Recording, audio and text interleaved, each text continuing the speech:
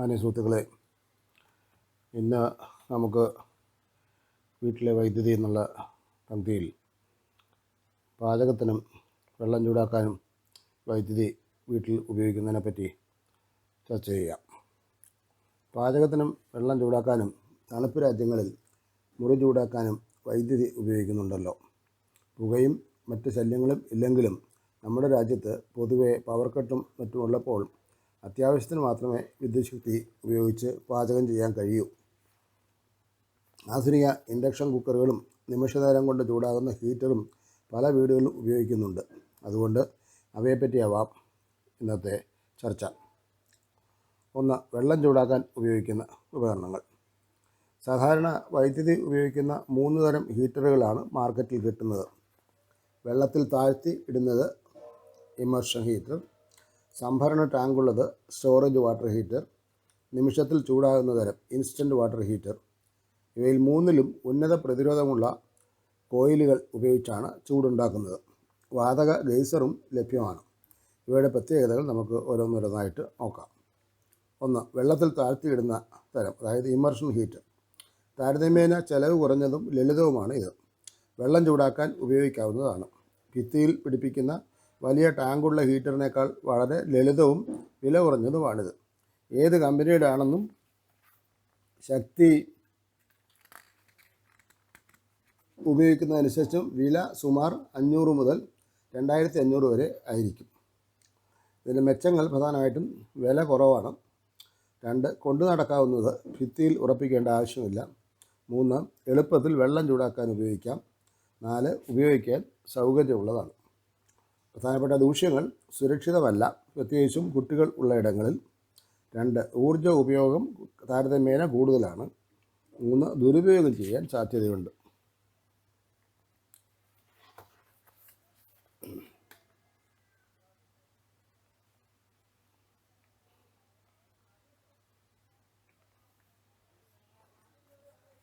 നിമിഷത്തിൽ ചൂടാകുന്ന തരം ഹീറ്റർ, അതായത് ഇൻസ്റ്റൻറ്റ് വാട്ടർ ഹീറ്റർ. പൊതുവെ ഏറ്റവും കൂടുതൽ ഉപയോഗിക്കപ്പെടുന്നത് ഇത്തരത്തിൽ ഉള്ളതാകുന്നു. കൂടുതൽ കാലം നിലനിൽക്കും എന്നതും താരതമ്യേന വില കുറഞ്ഞതാണ് എന്നതുമാണ് ഇതിനുള്ള പ്രധാനപ്പെട്ട കാരണങ്ങൾ. അധികം സ്ഥലം ആവശ്യമില്ല, പെട്ടെന്ന് ചൂടുവെള്ളം കിട്ടും എന്നതും മെച്ചമാണ്. വീട്ടിൽ 2-3 അംഗങ്ങൾ മാത്രമുള്ള ചെറിയ കുടുംബങ്ങൾക്ക് ഇതായിരിക്കും നല്ലത്. മെച്ചങ്ങൾ പറഞ്ഞ പോലെ ചെലവ് കുറവ്, സുരക്ഷിതം, കയ്യിൽ പിടിച്ച് ഉപയോഗിക്കേണ്ട ആവശ്യമില്ല, ചെറുതും ലളിതവും. 4, ആവശ്യത്തിന് മാത്രം വെള്ളം ചൂടാക്കുന്നതുകൊണ്ട് ചൂട് നഷ്ടപ്പെടുന്നില്ല. ദൂഷ്യങ്ങൾ: കൂടുതൽ അംഗങ്ങൾ 6 അതിലധികമോ ഉള്ളപ്പോൾ അനുയോജ്യമല്ല. 2, വൈദ്യുത ഊർജ്ജം കൂടുതൽ ഉപയോഗിക്കുന്നു. 3, ഓരോ പ്രാവശ്യവും ഓൺ ചെയ്ത് ഉപയോഗിക്കേണ്ടി വരുന്നു. 3, സംഭരണ ടാങ്കുള്ള തരം, അതായത് സ്റ്റോറേജ് വാട്ടർ ഹീറ്റർ. ഇന്ന് വീടുകളിൽ കാണുന്നത് കൂടുതലും ഇത്തരത്തിലുള്ളതാണ്. സാമാന്യം വലിയ സംഭരണ ടാങ്കുകളിൽ വെള്ളം നിറച്ചിരിക്കും. വൈദ്യുതി ഓൺ ചെയ്തിട്ടാൽ കുറച്ച് നേരം കൊണ്ട് വെള്ളം ചൂടാകുന്നു.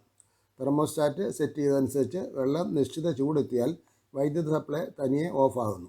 ചൂടായ വെള്ളം എടുക്കുന്നതനുസരിച്ച് തണുത്ത വെള്ളം ടാങ്കിലേക്ക് വരുമ്പോൾ വീണ്ടും ഓണാകുന്നു. ആവശ്യത്തിനനുസരിച്ച് ടാങ്കിൻ്റെ വലിപ്പം തീരുമാനിക്കാം. പല വലിപ്പത്തിലും മാർക്കറ്റിൽ കിട്ടാനുണ്ട്. മെച്ചങ്ങൾ: കുളിക്കുമ്പോൾ ധാരാളം വെള്ളം ഉപയോഗിച്ച് ചൂടായി തന്നെ കുളിക്കാം. 2, സൂക്ഷിച്ച് ഉപയോഗിച്ചാൽ ഊർജ്ജം ലാഭിക്കാം. 3, കുറഞ്ഞത് 15 ലിറ്ററോ അതിലധികമുള്ള സംഭരണ ശേഷിയുള്ളത് വാങ്ങാം. ദൂഷ്യങ്ങൾ: ഭിത്തിയിൽ ഉറപ്പിക്കുന്ന ടാങ്ക് ആയതുകൊണ്ട് വലിയതായി തോന്നാം. 2, കൂടുതൽ സ്ഥലം ആവശ്യമായി വരുന്നു. 3, കുറച്ച് മാത്രം അംഗങ്ങൾ ഉള്ള വീടാണെങ്കിൽ ആവശ്യത്തിലധികം വെള്ളം ചൂടാക്കി ഊർജ്ജം വെറുതെ ചിലവാകുന്നു.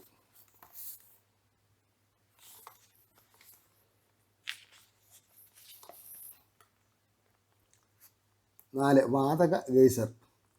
അടുത്ത കാലത്ത് പ്രത്യേകിച്ച് വീട്ടിൽ വാതക ലൈറ്റ് സ്ഥാപിച്ച കെട്ടിടങ്ങളിൽ മാത്രം സ്ഥാപിക്കുന്ന തരമാണിത്. കാണാൻ ഭംഗിയുള്ളതും ഊർജ്ജ കാര്യക്ഷമതയുള്ളതുമാണ്.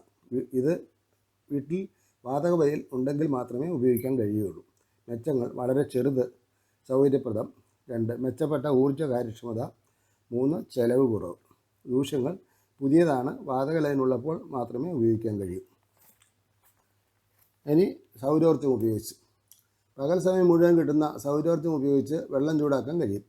സൗരോർജ്ജത്തിൽ നിന്ന് വൈദ്യുതി ഉണ്ടാക്കി ഉപയോഗിച്ച് തുടങ്ങുന്നതിന് മുമ്പ് തന്നെ വെള്ളം ചൂടാക്കാൻ ഈ സൗരോർജ്ജ താപന ഉപയോഗിച്ചിരുന്നു. മട്ടുപ്പാവിൽ നീണ്ട കുഴലുകളിൽ വെള്ളം നിറച്ച് ചൂടാക്കി സംഭരണ ടാങ്കിൽ സൂക്ഷിക്കുകയാണ് ചെയ്യുന്നത്. അവിടെ നിന്ന് ആവശ്യമുള്ളപ്പോൾ കുളിമുറിയിലോ അടുക്കളയിലേക്ക് എത്തിച്ച് ചൂടുവെള്ളം ഉപയോഗിക്കാം. ഇന്ധന ചെലവില്ല, കറണ്ട് ചാർജില്ല. ഉപകരണത്തിൻ്റെ പൈപ്പ് ലൈൻ ഇടുന്നതിൻ്റെയും പ്രാരംഭ ചെലവ് മാത്രം. പുനരുപയോഗിക്കാവുന്ന ഊർജ്ജ രൂപത്തിൻ്റെ ആദ്യകാല ഉപയോഗം ആണിത്. നല്ല രീതിയിൽ താപകവചം അതായത് ഇൻസുലേഷൻ കൊടുത്താൽ 24 മണിക്കൂറും ചൂടുവെള്ളം കിട്ടാൻ സാധ്യതയുണ്ട്. നമ്മുടെ മഴക്കാലം 6 മാസം മഴക്കാലമായതുകൊണ്ട് മഴക്കാലത്ത് ചൂടുവെള്ളം കിട്ടുന്ന കാര്യത്തിൽ ചെറിയ സംശയം ഉണ്ട് എന്നുള്ളത് എല്ലാവർക്കും അറിയാമല്ലോ. ഇനി വൈദ്യുതി ഉപയോഗിച്ചുള്ള പാചക ഉപകരണങ്ങളെ പറ്റി നോക്കാം. അടുക്കളയിൽ ഭക്ഷണം പാകം ചെയ്യാൻ വൈദ്യുതി ഉപയോഗിക്കുന്ന പല ഉപകരണങ്ങളും ഇന്ന് ലഭ്യമാണ്. പഴയ രീതിയിലുള്ള കോയിൽ ഉപയോഗിക്കുന്ന ഇലക്ട്രിക് അടുപ്പ്, ആധുനിക ഇൻഡക്ഷൻ അടുപ്പ്, മൈക്രോവേവ് അടുപ്പ് തുടങ്ങിയാണ് സാധാരണ ഉപയോഗിക്കുന്നത്. 1. കോയിൽ ഉപയോഗിക്കുന്നവ. വൈദ്യുത ഇസ്തിരിപ്പെട്ടിയിലെ പോലെ ഒരു കമ്പിച്ചുരുളിൽ കൂടി വൈദ്യുതി കടത്തിവിട്ടാൽ ആ കോയിൽ ചുട്ടുപഴുത്ത് ചൂടുണ്ടാകുന്നു. കോയിലിൻ്റെ മുകളിൽ വെച്ച പാത്രത്തിൽ സമ്പർക്കം വഴി താപം പ്രവഹിക്കുന്നു. കോയിൽ പുറത്ത് കാണുന്ന ലളിതമായ അടുപ്പ് മുതൽ കോയിൽ വായുവുമായി സമ്പർക്കം വരാത്ത കവചിതമായ കോയിൽ ഉപയോഗിക്കുന്ന തരവുമുണ്ട്. പൊതുവെ ഇത്തരം കോയിൽ ഉപയോഗിച്ചുള്ള താപനത്തിന് കാര്യക്ഷമത കുറവാണ്. അതായത് ഉണ്ടാക്കുന്ന താപം മുഴുവൻ ഉപയോഗിക്കാൻ കഴിയാതെ കുറച്ച് നഷ്ടപ്പെടുന്നു. രണ്ടാമത്തെ തരം ഇൻഡക്ഷൻ അടുപ്പ്. ഇതിൻ്റെ പ്രവർത്തന തത്വം കോയിൽ ഉള്ള ഇനത്തിനേക്കാൾ തികച്ചും വ്യത്യസ്തമാണ്. സമ്പർക്കം വഴിയല്ല ചൂട് വ്യാപരിക്കുന്നത്. ചൂടാക്കാനുള്ള വസ്തുവിനകത്ത് തന്നെയാണ് ചൂടുണ്ടാകുന്നത്. അതുകൊണ്ട് ഉപയോഗിക്കുന്ന പാത്രം വൈദ്യുത പ്രേരണ കഴിവുള്ളതായിരിക്കണം. അതായത് കാന്തിക വസ്തു ആയിരിക്കണം. ഇരുമ്പ്, സ്റ്റീല്, ചെമ്പ് തുടങ്ങിയ വസ്തുക്കൾ കൊണ്ട് നിർമ്മിച്ച പാത്രമാണ് ഉപയോഗിക്കേണ്ടത്. വൈദ്യുത പ്രേരണ തത്വമനുസരിച്ച് കാന്തമണ്ഡലത്തിലിരിക്കുന്ന വസ്തുവിൻ്റെ ഉള്ളിൽ തന്നെ ചൂടുണ്ടാകുന്നു. ചൂടാക്കേണ്ട വസ്തുവിൻ്റെ ഉള്ളിൽ തന്നെ ചൂടുണ്ടാകുന്നതുകൊണ്ട് താപം ഒട്ടും നഷ്ടപ്പെടുന്നില്ല. അതുകൊണ്ട് താപനം കൂടുതൽ കാര്യക്ഷമമാകുന്നു. അതായത് പഴയ കോയിൽ തരത്തിൽ ഉള്ള അടുപ്പിനേക്കാൾ ഊർജ്ജം കുറച്ച് ഉപയോഗിച്ച് ഇൻഡക്ഷൻ അടുപ്പിൽ പാചകം ചെയ്യാം. 3. മൈക്രോവേവ് അടുപ്പ്. ഇൻഡക്ഷൻ അടുപ്പിലെ പോലെ തന്നെ മൈക്രോവേവ് അടുപ്പിലും ചൂടുണ്ടാക്കുന്ന വസ്തുവിൽ തന്നെയാണ് ചൂടുണ്ടാകുന്നത്. പ്രവർത്തന തത്വം പ്രേരണമല്ലെന്ന് മാത്രം. ഉയർന്ന ആവൃത്തിയിൽ ഫ്രീക്വൻസിയിലുള്ള വൈദ്യുത താപമാണ് ഇത്. കാര്യക്ഷമത ഇൻഡക്ഷൻ അടുപ്പ് പോലെ തന്നെ. പക്ഷേ മൈക്രോവേവ് അടുപ്പിൽ ഉപയോഗിക്കാവുന്ന പാത്രങ്ങൾ പ്രത്യേക തരത്തിലുള്ളവയായിരിക്കണം. ലോഹ പാത്രങ്ങൾ ഉപയോഗിക്കുന്നത് അപകടം ഉണ്ടാക്കും.